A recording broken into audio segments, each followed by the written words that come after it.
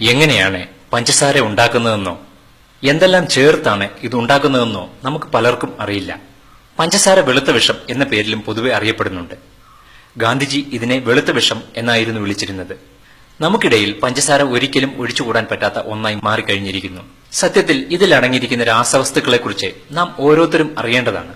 ഇതൊരു പക്ഷേ പഞ്ചസാരയുടെ ഉപയോഗത്തിന്റെ അളവ് ചുരുക്കാൻ നമ്മളെ സഹായിച്ചേക്കും. എന്താണ് ഈ പഞ്ചസാര?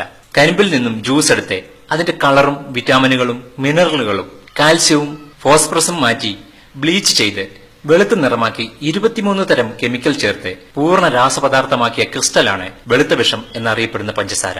ഇത് എത്ര കാലം വേണമെങ്കിലും നമുക്ക് സൂക്ഷിക്കാം. പ്രിസർവേറ്ററായും പഞ്ചസാര ഉപയോഗിക്കാം. പഞ്ചസാരയിൽ സ്ട്രാച്ച് മാത്രമേ ഉള്ളൂ. ഇത് ആമാശയത്തിലെത്തിയാൽ ദഹനം എളുപ്പത്തിൽ നടക്കില്ല. കരിമ്പ് ജ്യൂസിൽ നിന്നും നീക്കം ചെയ്ത വസ്തുക്കളായ കാൽസ്യം, ഫോസ്ഫറസ്, മിനറലുകൾ തുടങ്ങിയവയുടെ സാന്നിധ്യത്തിൽ മാത്രമേ പഞ്ചസാരയുടെ ദഹനം നടക്കുകയുള്ളൂ. ഇവ ഭക്ഷണത്തിലൂടെ നമുക്ക് ലഭിക്കുന്നില്ലെങ്കിൽ ശരീരം പഞ്ചസാരയെ ദഹിപ്പിക്കുവാനായി വളരെ ക്ലേശിച്ച് നമ്മുടെ ശരീരത്തിൽ നിന്ന് തന്നെ കാൽസ്യവും ഫോസ്ഫറസും മറ്റു മിനറലുകളും എടുത്ത് ആമാശയത്തിലെത്തിച്ച് ദഹനം നടത്തും. എവിടെ നിന്നാണ് ഇവയെല്ലാം ശരീരം എടുക്കുക എന്നറിയണ്ടേ? പല്ലിൽ നിന്നും, എല്ലിൽ നിന്നും, ഞരമ്പുകളിൽ നിന്നുമാണ് ഇവയെല്ലാം എടുക്കുന്നത്.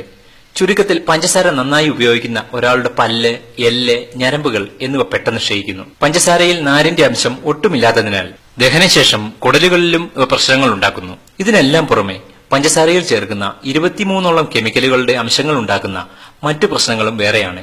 ഈ രാസവസ്തുക്കൾ നമ്മുടെ ഉള്ളിൽ ചെന്നാൽ കിഡ്നി വിചാരിച്ചാൽ പോലും ഇവ പുറന്തള്ളാൻ കഴിയില്ല.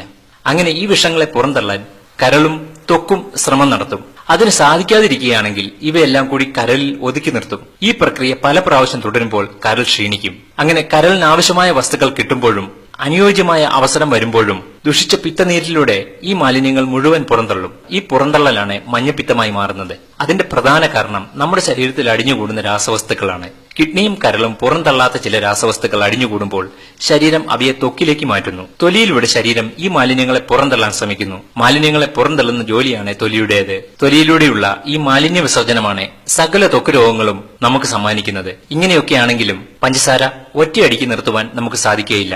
എന്നാലും നമുക്ക് കുറച്ചു കൊണ്ടുവരാൻ സാധിക്കും. അതിന് നാം ശ്രമിക്കണം, അല്ലെങ്കിൽ ദുഃഖിക്കേണ്ടി വരും. അതായത് സൂക്ഷിച്ചാൽ ദുഃഖിക്കേണ്ട.